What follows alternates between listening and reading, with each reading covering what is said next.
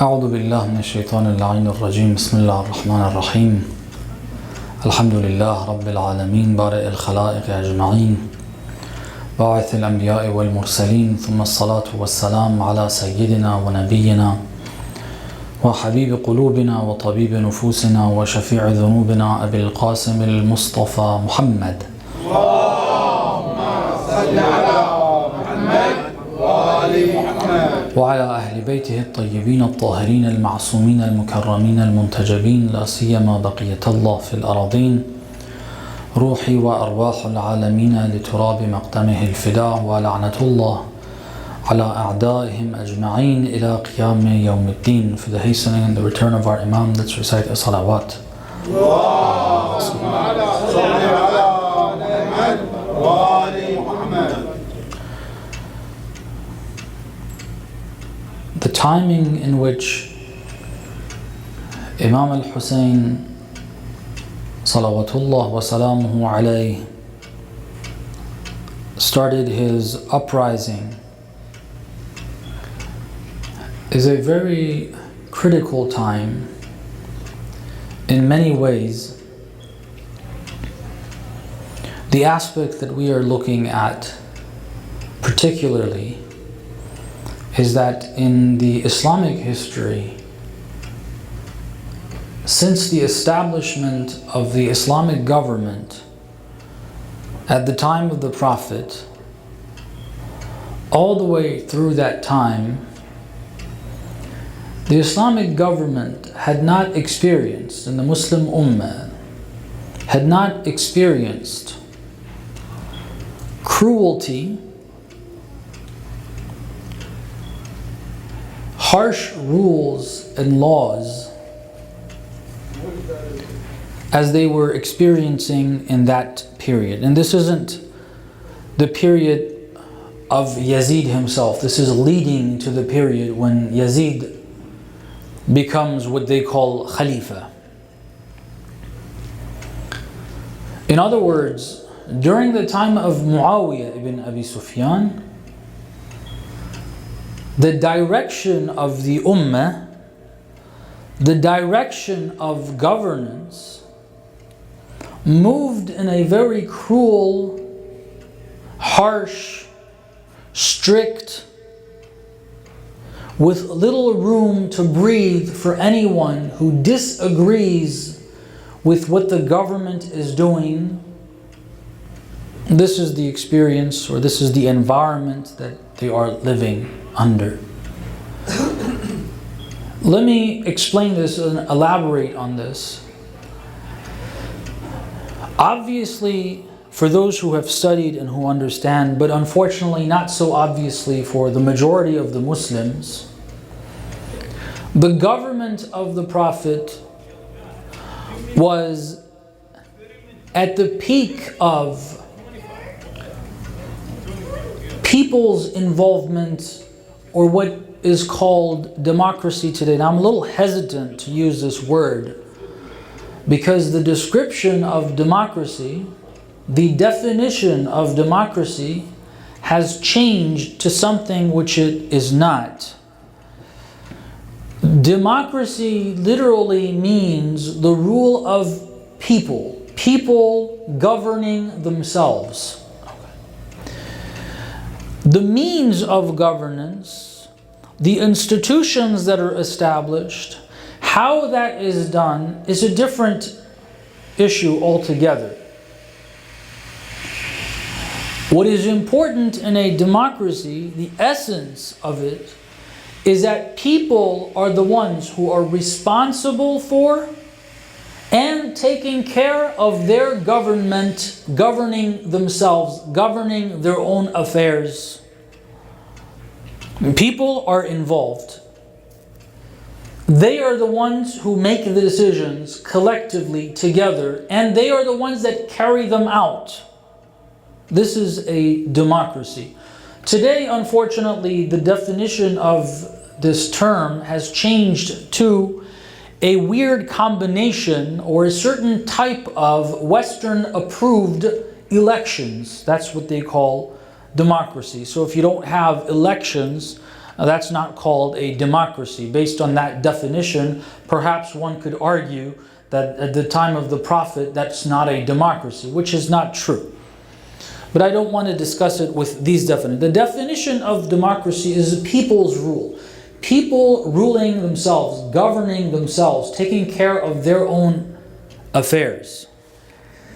One of the essential differences between a government where people make decisions for people based on their own interests and a governing body that makes decisions for the people, including the people in the decision-making process and including them in carrying it out, and then the benefits of it are not for the governing body but for the people.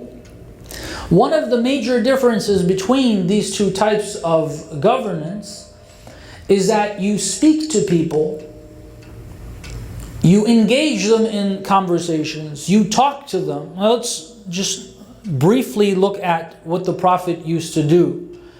For example, one of the most crucial examples of a government making decisions and how they involve others, or they involve everyone, or they don't, is in the context of war.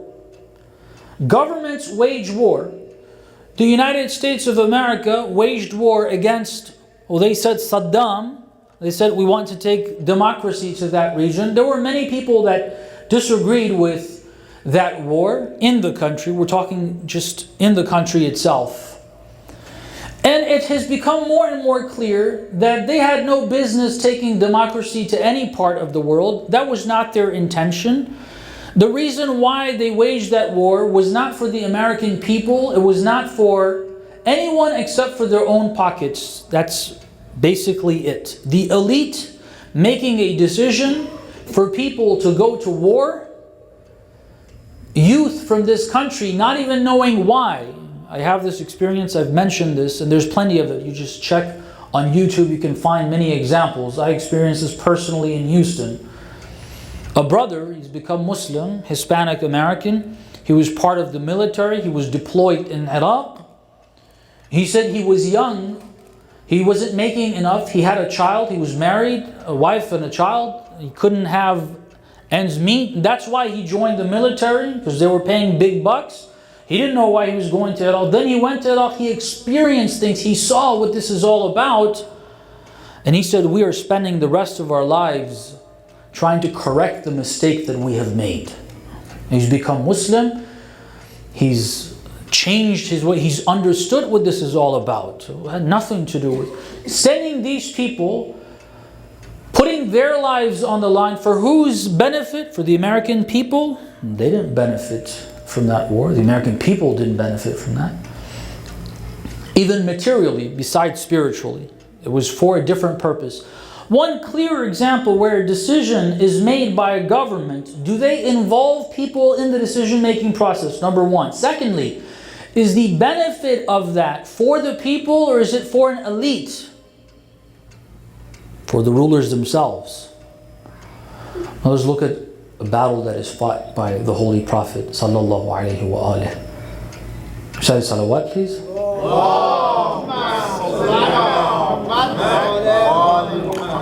The Battle of Badr is a battle that the Prophet had left Medina with some of his companions. In the end, the number that they had in the battle was 313.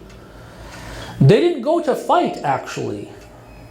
They went to confiscate the property of the mushrikeen, who had confiscated much of, or a lot more of, the belongings of the Muslims in Mecca. They had stolen what belonged to Muslims, stolen lives and everything. The Prophet got news that Abu Sufyan is leading a caravan going to Sham for business. They went out to confiscate that. They didn't go to fight an army. He escaped on the way there. On the way back, they tried again. He escaped again. He went to Mecca, rallied up a number of people, over 3 times the figure that were with the Prophet, and said, let's go and finish off Muhammad once and for all. The Prophet is with these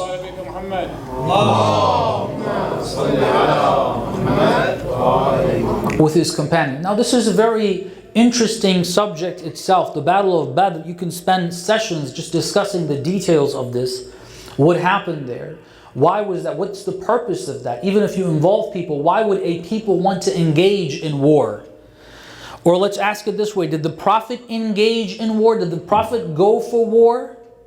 Did the Prophet begin this process of taking things from others? They began it, the Prophet was responding to what they did. And waging war, again now the Meccans, the Mushrikeen are coming out to fight the Prophet. Now they have a few options here. Back to our discussion. The Holy Prophet didn't say, I am the Prophet of Allah, whatever I say is right, which is all true. And whatever I say, you need to listen to me, and so on and so forth. That's not what the Prophet did. The Prophet shared that information. They got information that these people are coming. The Prophet shared that with his companion. He said, what is your view? What should we do? A few people stood and they explained, we're not ready for this. We didn't come out for battle. We're not ready for battle. They are outnumbering us, not just in the numbers of people, in terms of warfare and so on and so forth. They're prepared, we're not prepared. This is not a good idea, let's go back. These were some of the Muhajirin, some of the Meccans that had moved to Medina and now with the Prophet they're here.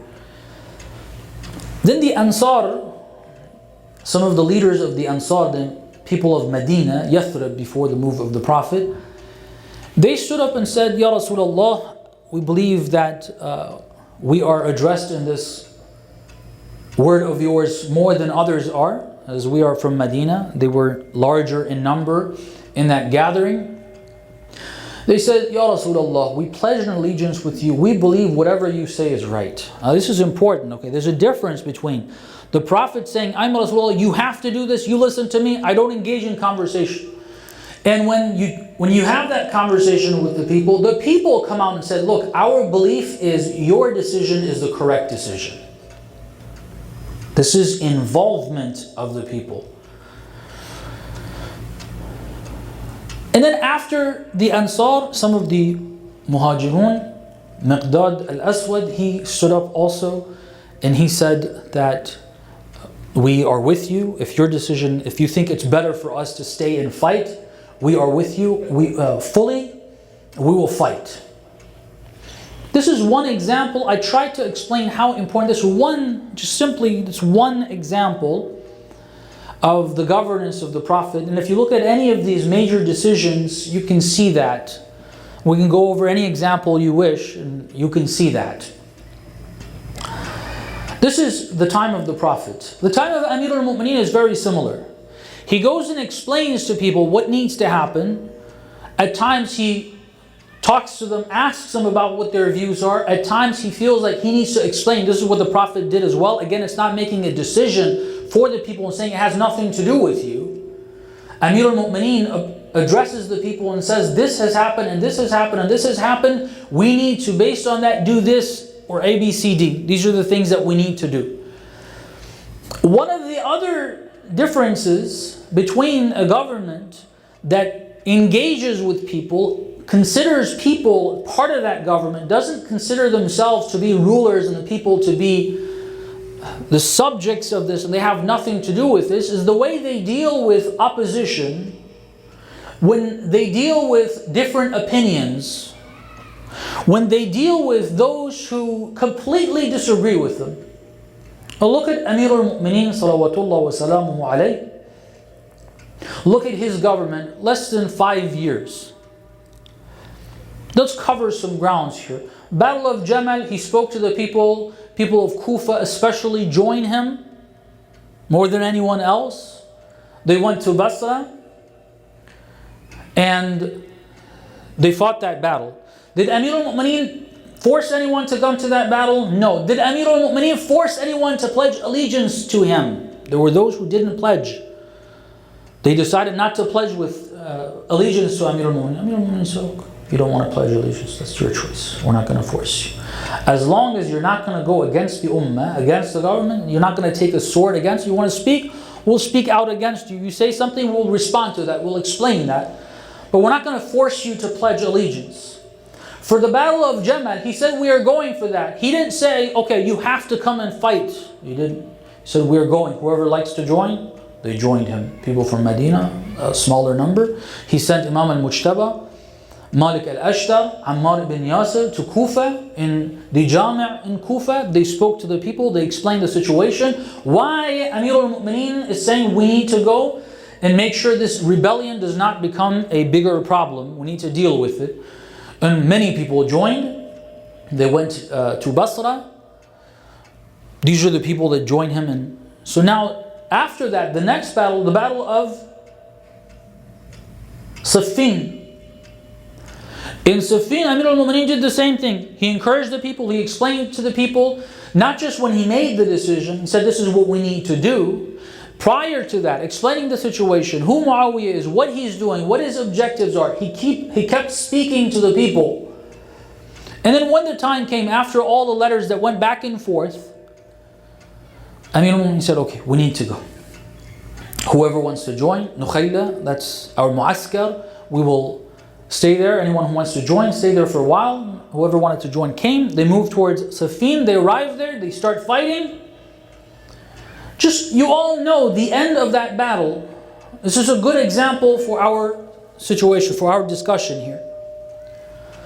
Amir al-Mu'mineen obviously saw correctly that they need to finish that battle. Muawiyah played a trick. After the believers were tired, it was a very tiresome battle, very difficult. We don't really know. It was over 6 months. People were there away from their families. They had small battles and it would end, another small battle. Sometimes they had to fight day and night. The hadith says there were prayers were done while fighting. Amir al-Mu'mineen commanded them, told them, you need to just do your dhikr while you're fighting. Allahu Akbar, tasbih, hamd. Eating was a problem, constant fighting. People had lost their lives. Many people lost their lives. The battle is coming to an end. Muawiyah and Amr ibn As play a trick there. Okay, we all know that. Amir al-Mu'mineen's view, we need to continue this. And he explained.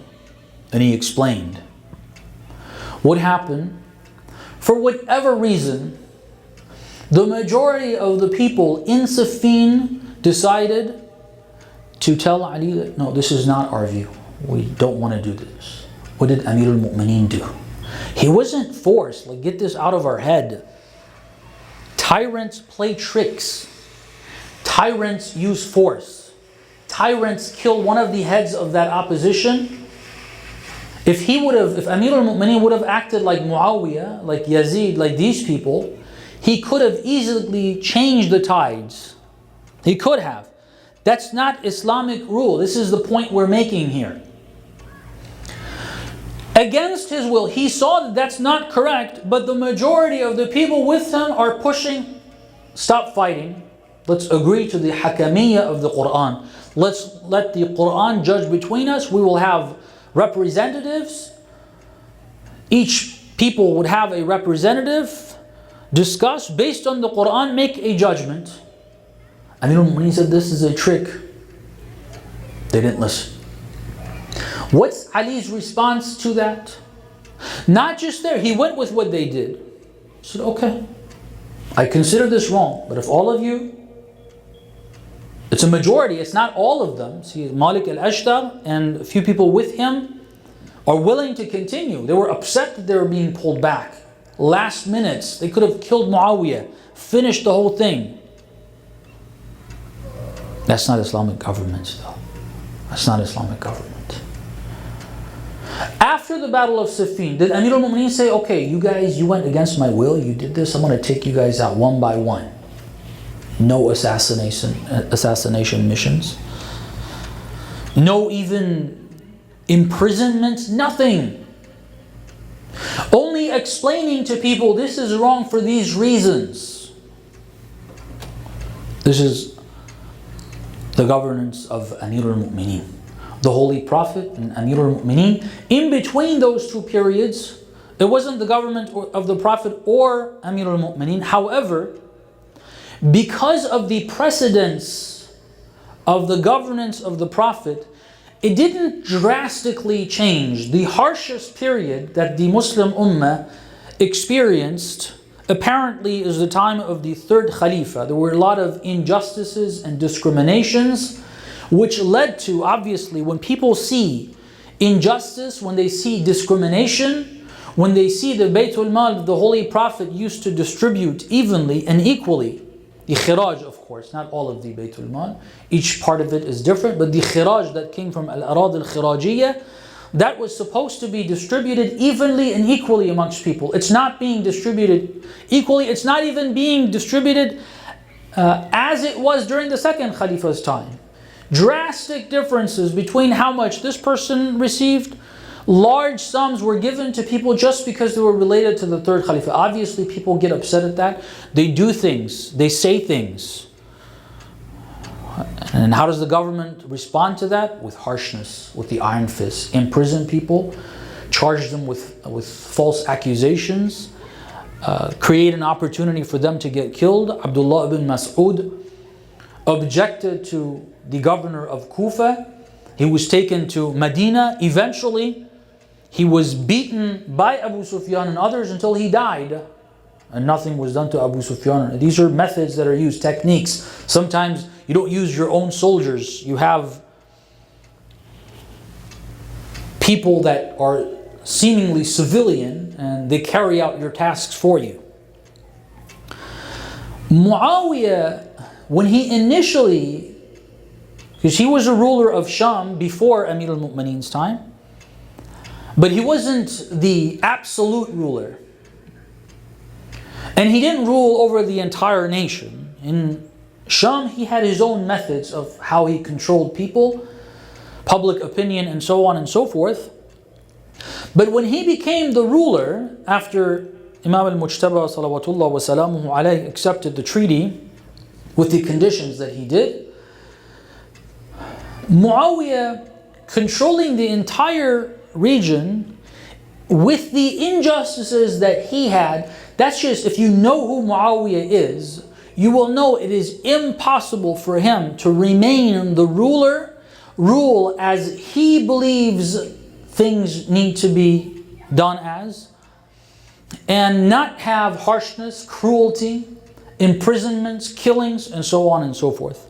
If you just look at his methods in dealing with Amir al-Mu'mineen, one of the issues that we have are al-gharat. They didn't have justified wars, or what was accepted, the conventional forms of war. They would send troops to civilian regions and just start looting and killing.